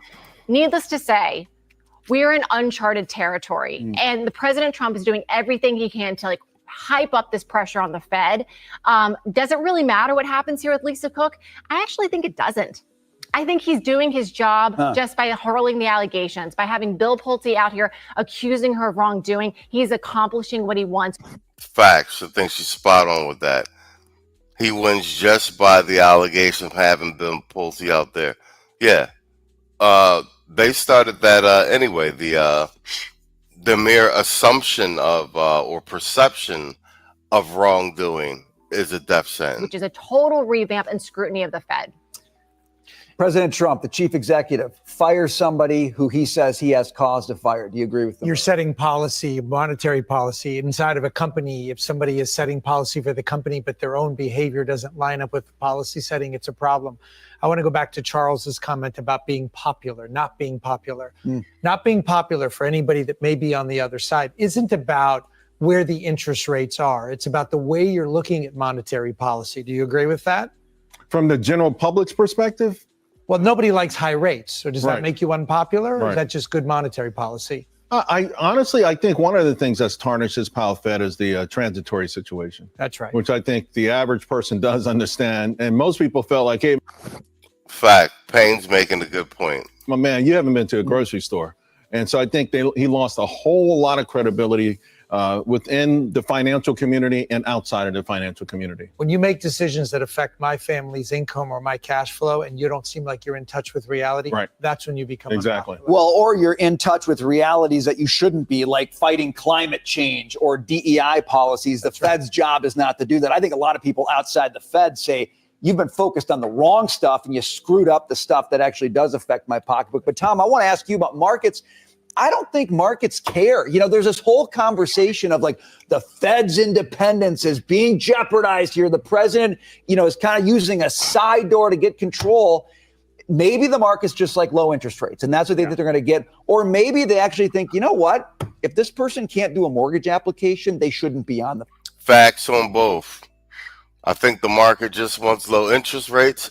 And if this person can't fill out a mortgage application, i.e. a 1003, they don't need to be on the governor's boards of the Federal Reserve. Fed board. Right. Well, the irony is if she had just voted to lower rates, she could have refinanced and not had this problem. But leaving that aside, she certainly understands interest rate arbitrage. If the allegations are true and you fill out one application and the second one you say it's a primary, you get a lower rate on that. So she's making a VIG on that. That is unacceptable if these prove to be true. So what's happening is we've got the most dissenters that we've had in over 25, 30 years. You got Bowman, you got Waller, you got Miram now, they're going to push through before the September meeting.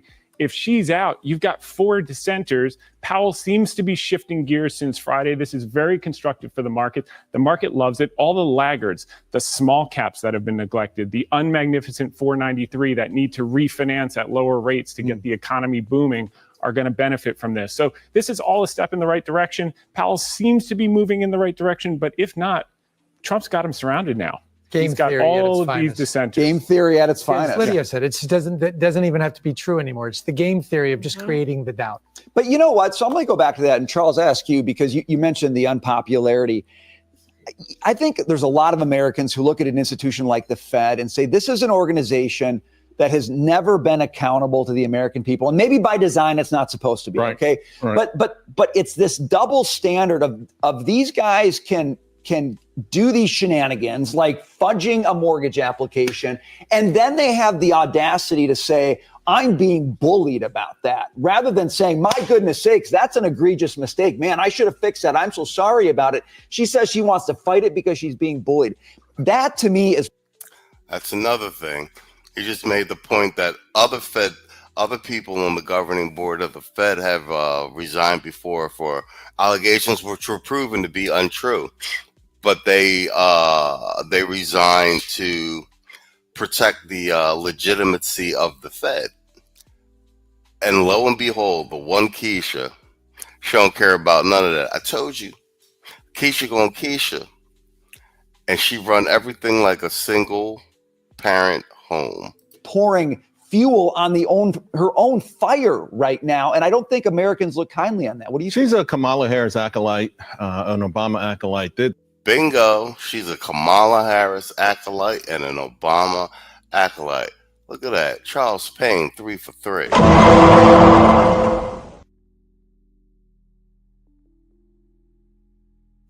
Her whole position from here on out is going to be about politics. Remember when she was being pushed in and she was approved with the 50-50 tie, Harris had to get her through. It was about being the first black woman. All these other issues are going to be brought in. This is being created. They're creating something that has nothing to do with this, but everything to do with the next election. Trump's war on black women, Trump's war on black people, that kind of stuff. This whole thing right now is way past, whatever else. And, as far as the Fed is concerned, if you think about when Woodrow Wilson was not even a fan, he wasn't going to go through with it. I'm not sure what kind of back deals they pushed through, but this was supposed to end cycles. It was supposed to end the boom or bust cycles. In the 1800s, we had 4 panics, which were the equivalent of Great Depression. Then we had one in the early 1900s. This was promised elasticity of money. We'll never have another massive boom bust cycle again. And of course, we've only had a whole bunch of them since then. So the Fed in of itself has been a failure from its own mandate and promise from day one. I think the first big mishap was in 1920. So we've had a series of situations where the boom and bust have gotten worse, and really particularly for Main Street. And then you get the Fed policy. Who has it really ever been designed for? We keep hearing people who don't want lower interest rates. Well, if you lower rates, the market's going to go higher. Guess what? We're at all-time highs. Home prices, all-time highs. Gold, all-time highs. Bitcoin, all-time highs with restrictive rates. Stop acting like you care. When we go lower, guess what's going to happen? Market, all-time highs. Gold, all-time highs. So something is wrong because the entire institution was designed for wealthy bankers and everyone in that level. That's it. The gig is up. It's all over. Now, here's the other part of that. Their mandate has grown. It's grown. Well, they've grown it themselves in a lot of ways. They've grown it, but listen, with the CFPB, in 1977, Congress gives them the mandate. It was Congress's mandate all the time, full employment. That was Congress's job. They gave it to the Fed. Everyone gave the Fed more and more things to be in charge of, more and more things to be in control of, and that's why this matters. In 2023, they put out a white paper, 22,000 cases of mortgage fraud, the same one that Lisa Cook is accused of. So this is all part of their purview. Yeah, let's come back to a little bit on the monetary policy, right? The easing of rates really does 2 things. It frees up household. Bingo. Easing the rates, lowering the interest rates. I've been pounding on this forever. Income. But what it does is it spurs capital investments. And so you have this tariff war going on around the world. And President Trump wants us to make things in the U.S. You look at the furniture tariff from Friday, want to make things in South Carolina, North Carolina, Michigan. That takes money to do that. And when you're looking at a lot of... They want to make things in North Carolina, South Carolina, and Detroit, Michigan. Bringing them jobs back. And who's going to be doing a lot of them jobs now that the illegals ain't here?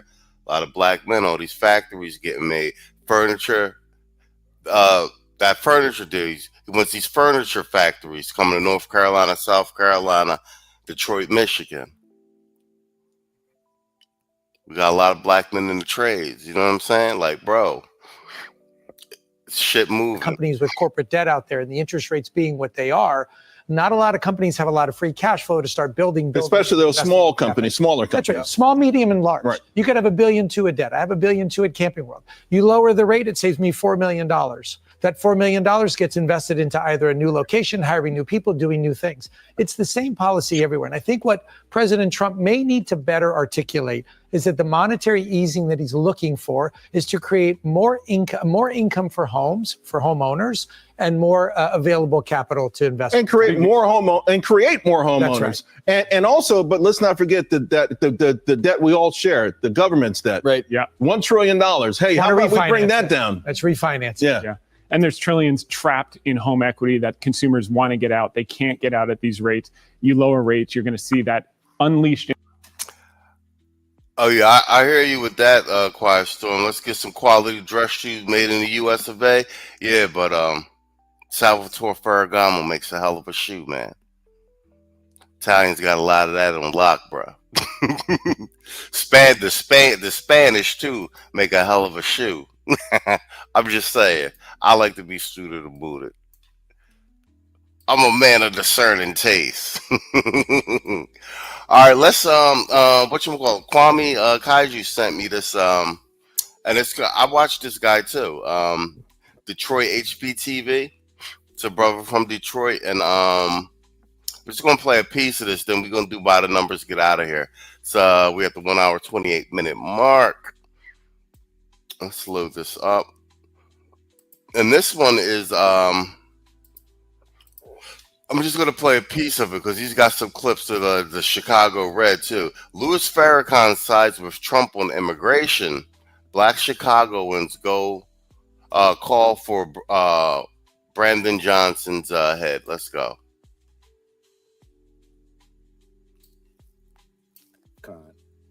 And what he thought about Donald Trump. Today, I'm going to do a follow-up video because I want you to see that Minister Farrakhan also said that Trump was right about immigration.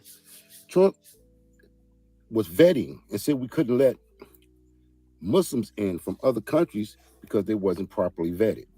Whereas the liberals on the left and the Biden administration left the border open for all the Islamic countries, regardless of whether or not they had hatred for American citizens. And even Minister Farrakhan disagreed with that as a process. They also are saying that Black people in Chicago are not standing with Trump. But I'm going to show you Chicago flips red and how there is a whole movement of Trump supporters in Chicago. They not only want Donald Trump to come to Chicago, they want Trump to actually arrest Mayor Brandon Johnson. Now, the Democrats on the left have always thought the Black community to be their personal voting bloc, their property. So they put out the propaganda as if what Donald Trump is doing is so repulsive to Black people, which is not true. There are Black people in DC that can breathe easier and sleep easier because of what Trump has done in DC. Almost 2 weeks, no one has lost their life, been carjacked. That has to feel refreshing, to say the least. Now, Brandon Johnson, he's making threats as if he wants to take Trump to court and sue Trump as if he has a leg to stand on, or as if the mayoral position is stronger than the presidency. At this point, we are living in times where you have to actually go to the source if you want information and find out how the people really think. So what I'm gonna do for you today, I'm gonna show you this clip of Minister Farrakhan explaining why he agrees with Trump on immigration. And then I'm going to show you Chicago flips red with Danny C. Then I'm going to show you Mayor Brandon Johnson's hollow threats. So without further ado, Let's get off into these clips. This is for fair usage under the 1976 Copyright Act for education and commentary. Look at this.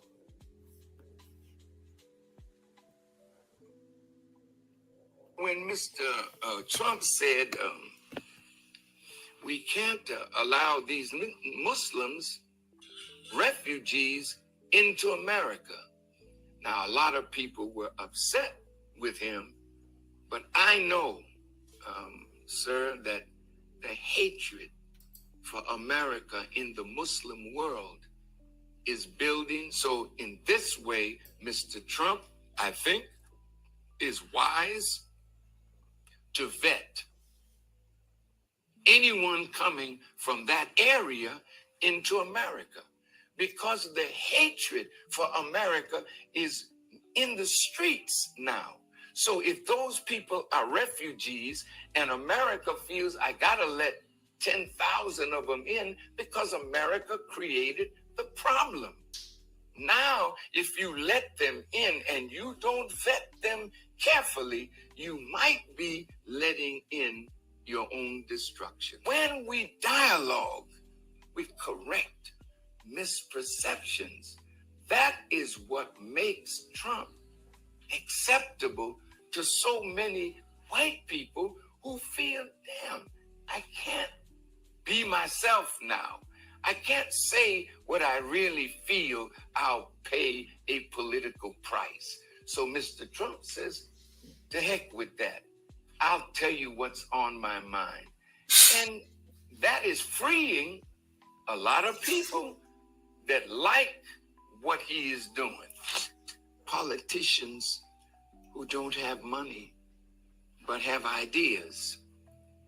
And they parade themselves before rich and powerful people to get money, apparently for their ideas that the rich agree with.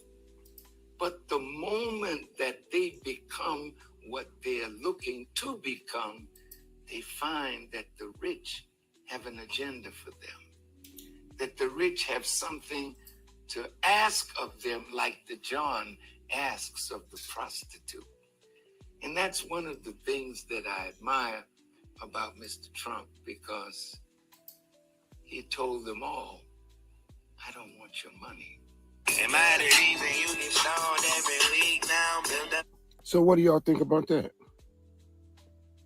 Because all right, y'all. I dropped the link to that video in the chat. That's Detroit HP TV. I'll be watching a lot of it. It's crazy. Y'all be watching a lot of same channels I'll be watching. You know what I'm saying? Detroit 313 in the building. Yizzo, $5 super chat. He said, in coming theaters, Janet Jackson is Freddy Krueger. Beware. Stop lying. For real? For real? You can't be serious. For real? We got more pricing games coming up in the second half of the show. Don't go away, folks. We got more pricing games coming up in the second half of the show. Don't go away, folks. Off by a star.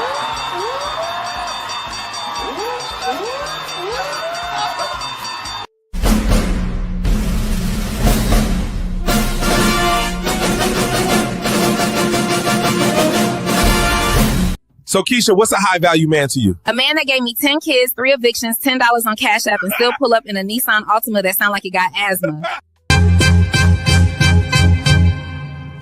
Man, fuck all you hoes. Fuck you and your mammy and your granny too. Man, fuck all you hoes. I'm sick of this shit. Fuck all you hoes. Man, fuck all you. Don't give a damn, bitch, what you wanna do. Man, fuck all you hoes. Yo, International Quiet Storm. Yo, you just read my mind. Last night, I found a Thugtician playlist last night, and I started downloading MP3s. I'm going to do a Best of David Carroll / Best of Thugtician stream probably like early next week. We the archive over here, so we gonna remix all the Thugticious shit. And so if you got some Thugticious shit, let me know. We about to do it. And then the joints I'm looking at, they are from 13 years ago. So that's 2012, 2011. That content was being made, bro. Way before 2015. So yeah, and Thugticious shit heavy. So we gotta make sure the history is done right for the bros that was really putting these concepts out in the content before 2.0. Detroit with the $5 super chat. He says she's coming for you. Better hide all your assets and food. And put your food and everything, man. That's funny as hell. In a shocking development, the federal government says being broke is allowed, but if you're broke and glowing, you are officially now a suspect. Shit, boy. Think I'm gonna be the scapegoat for the whole damn machine? Shit. Am I the meanest? Sure enough. Am I the prettiest? Sure enough. Am I the baddest mofo low down around this time? Sure enough. Well, who am I? Sure enough. Who am I? Sure enough. I can't hear you. Sure enough. Man, fuck all you hoes. Fuck you and your mammy and your granny too. And fuck all you hoes. I'm sick of this shit. Fuck all you hoes. And fuck all you. Don't give a damn, bitch, what you wanna do. And fuck all you hoes. Bang, there you go, Storm. You say, yup, I found stuff from 15 years ago. Let's get more 1.0 content creators on the airwaves. So 15 years ago, that's 2015 minus 5. So yeah, so 1.0 been dumping content since 2010. Yeah, that's way before 2.0. And then I'm listening to Thugticious and a lot of people's talking points. Thugticious was already making them arguments, which is crazy. So let's get more 1.0 on the airways. Keep 100 sent me on a rabbit hole, down a rabbit hole yesterday. Yeah. So these new clip shows coming up is going to be a lot, as much as 1.0 stuff as we can find, and clipping the sit down with Obsidian. We back in clip show mode, and David Carroll. Let's play some more of this. We might only be able to do a piece of the by the numbers segment. I might have to break it into segments, a piece today and a piece tomorrow. The misperception that our community, meaning the black community, don't see and understand why Trump is making certain decisions. And you got the hippie liberals who come out as if they know what we think and what we want. But Mr. Farrakhan told you, we understand in our communities that there's a hatred in Islamic countries for Americans. So why would y'all let so many in? Why would y'all have pro-Palestinians burning flags in this country? See, that's what the liberals did. They let so many Islamicists in from third world countries that they emboldened them to actually burn a flag and raise their flag. What do you think will happen to you if you go to Arabia or one of those Muslim countries and burn their flag? What do you think will happen? Now, the second thing, Brandon Johnson and the liberals want to act as if the black Chicagoans don't want Trump in. I'm going to dispel that myth as well. I want you to check this out. Now, this is Danny C. She's one of the leaders of Chicago Flips Red, if you don't know what that is. That is black Chicagoans who are attempting to turn Chicago from a blue city to a red city. And they are so dissatisfied with the state of Chicago that they actually want Brandon Johnson arrested. Check this out. Said you will not allow Trump to come in here and get these illegals. Yeah, you can smile. We're in $1 billion deficit. And you spent half of our money, half of that on illegals. You campaign and double down that you would not raise property taxes. I won't raise your property taxes. You wanted to raise our taxes $300 million. They shut it down. Now we back here for $150 million. Okay. See, this is what we asking now. Since you want to crash out, some of y'all say y'all willing to go to jail for it. Trump, Tom Homan, make an example out this Negro right here first. Please come here first. Because you know what? We're going to help you. We want to forensic. Ma'am, I would ask that you keep your, hold on a second. Stop her time. Stop her time. Just a second. Stop her time. Ma'am, I would ask that you, if you want to continue speaking, you have to make sure that your language is appropriate, okay? All right. Okay, you can begin her time again. You're gonna spend our tax dollars to go, Michael Rodriguez, you said to take Trump to court to protect these illegals. That's cool, because we about to make all of y'all aldermen famous. Y'all think this ass gonna ride? I think not. Flip Chicago red. We not playing. This was going to happen to you. You got Cash Patel and Pam Bundy that you're going to have to deal with sooner than later. Then it's going to be an audit. Next, it's going to be an investigation. Then it's going to be an indictment. Conviction. That's what's going to happen to you. Mr. Brandon Johnson, I'm up here. I am speaking right now, so I would love your undivided attention, please. I'll wait. So these Democrats got to go. I'm glad Detroit HP doing this, man. Like, you watch the mainstream media, they got all these old ninjas that I'll keep telling you they gotta go. We got some old ninjas down here in this space too, gotta go. Try to walk you back onto this plantation and they're not doing nothing for you. It is overwhelmingly surprising how much real support Trump got on the streets. I know the Keisha's then voted for Kamala, at like 85%, et cetera, et cetera, et cetera. But we moving the men. This proves to you the lack of leadership that you show in this city. You can't even give me straight eye contact.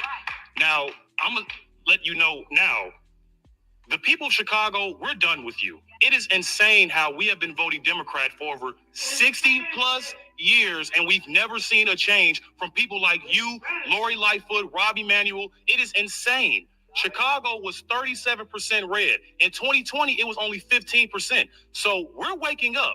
So you can pretend that this isn't happening, but I know for a fact that you will not have that seat the next election. You so strong about protecting those aliens, but you won't do nothing for the U.S. citizens. I got a great way how we can what we can do with this budget. First, let's start with cutting off illegals, getting free everything. Free housing, free schooling, free food. Yeah, let's start with that. That'll save us a lot of money. What, $600 million? Let's start there.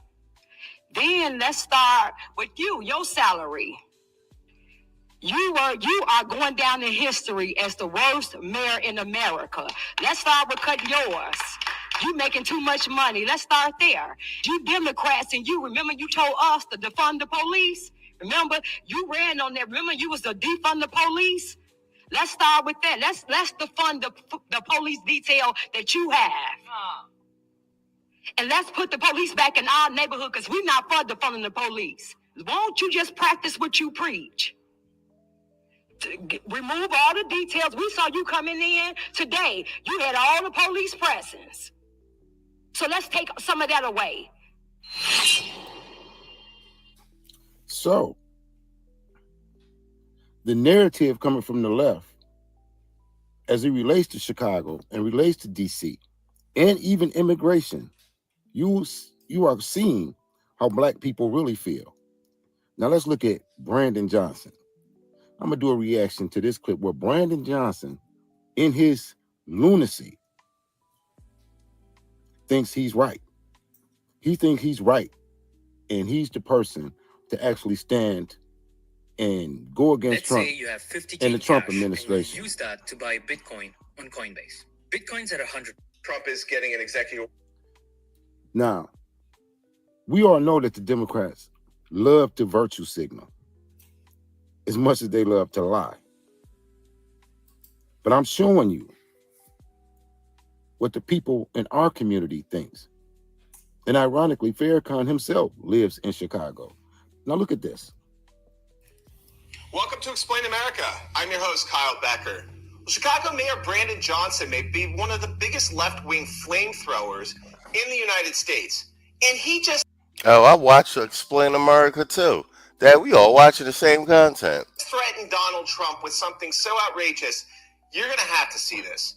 But before we get into that, please like, share, and comment Explain America. Join us. We appreciate your support for common sense journalism.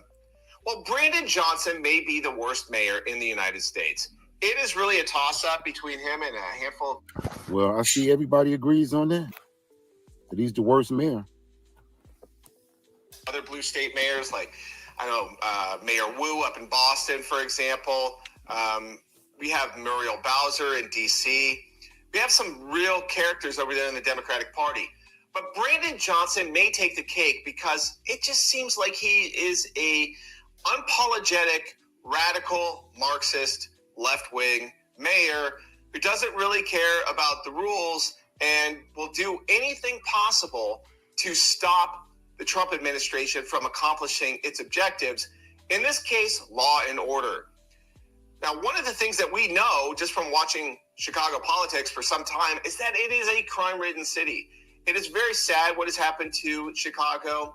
And like... All right, hold on. I got about 10 minutes left. I want to play part of this. By the numbers segment real quick. We'll revisit it take it from the top tomorrow. But I want to play at least a piece of it. Because this is, what is this, 6 days ago? So this is from one of their the most recent data set from Mark over at they say Rasmussen. I've been saying Rasmussen for years. Mussen sounds better than Musson. Our coverage, which we started yesterday, on ways that the Republicans can win in November of 2026, because right now they're down 4 points on the generic ballot to Democrats, and it looks like they're probably going to lose the House. So how can they win since they don't really seem to be focused, let's just say, on overwhelming with their legislative successes in the 119th Congress? Congress is still in session after a really, really, really, really tepid start to Trump's administration. Hopefully they'll pick it up with their 50 remaining legislative days in this year, but I don't know. I haven't really heard a whole lot of what they plan to do. But if you haven't seen it, check our other video out. This one was about redistricting, about gerrymandering, about the way the Democrats have done it to really horrifying levels, and how now the Republicans in places like Texas could compete with them and pick up representation in the House and maybe keep that majority.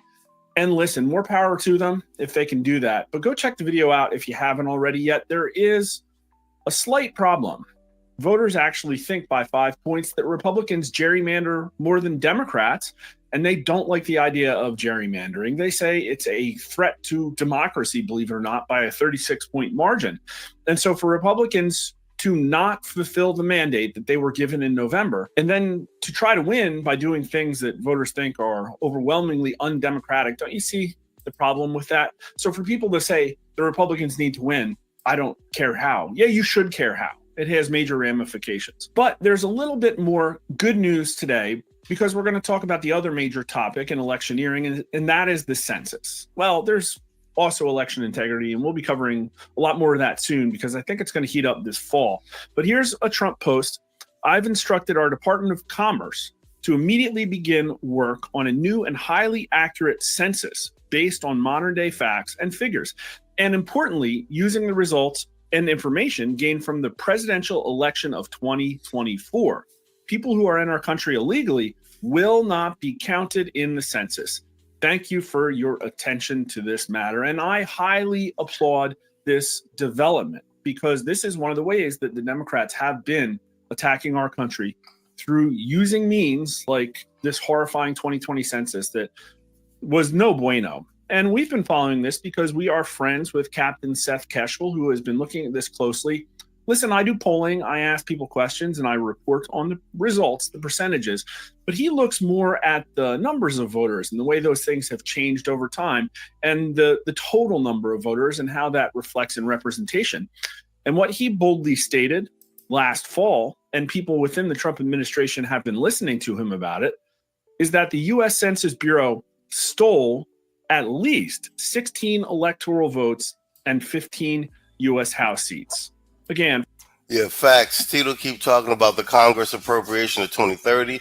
This is the start. Yeah, Trump decided to be ahead of the curve with this shit. He's got a good team with him. From November, go to his Substack and follow him. Check it out.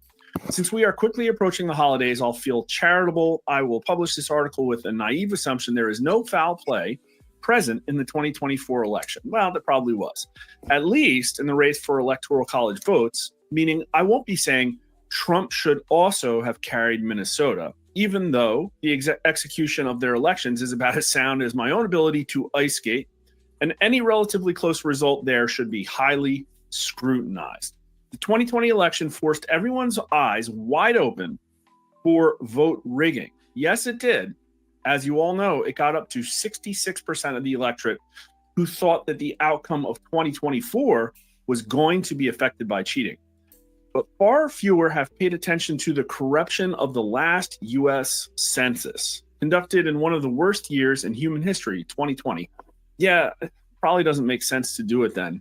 This isn't me spitballing here. The Census Bureau came out and admitted that they botched that census, just like every pipe burst, power loss, machine failure, extension, or batch of found ballots always favors the Democrat candidate. Who do you think the census botch favored? Democrats, of course.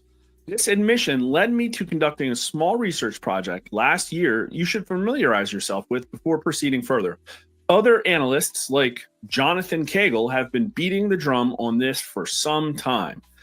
These states, shaded in green, appear to have normal population data and likely accurate totals, or at least realistic, especially in context of the Census Bureau's admission of which states they botched the most.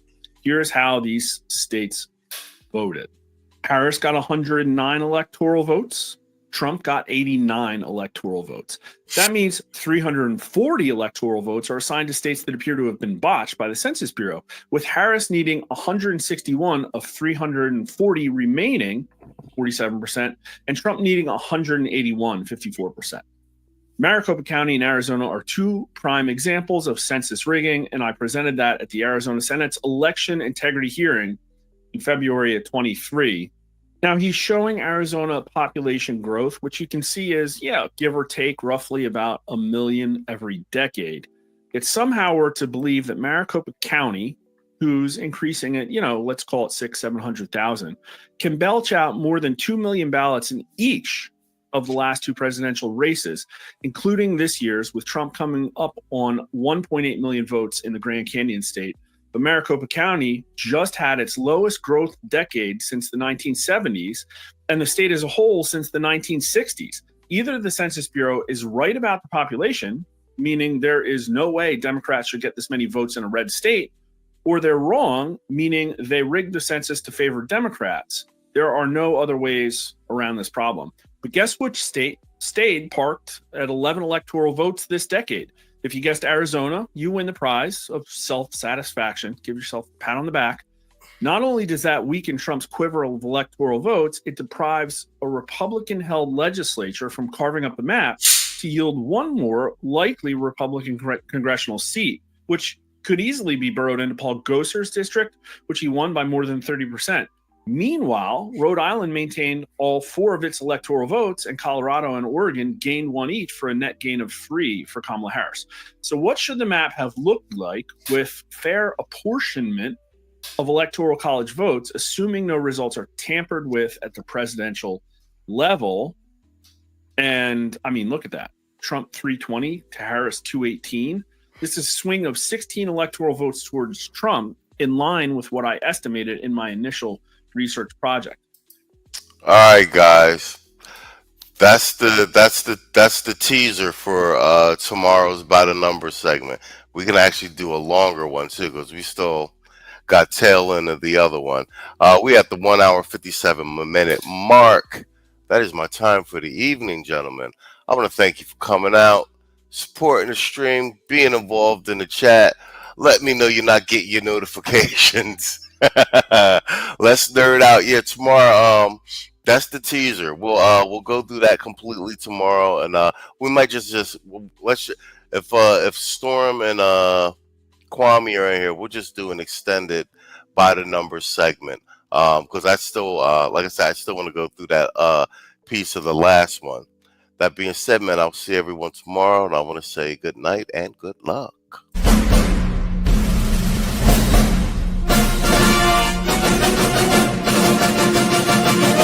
Sorry.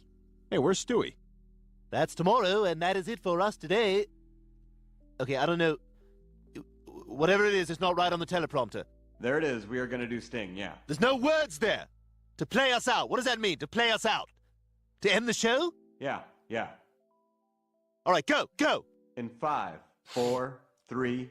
That's tomorrow, and that is it for us today, and we'll leave you with I can't do it. We'll do it live. We'll do it live! Fuck it! Do it live! I'll write it, and we'll do it live!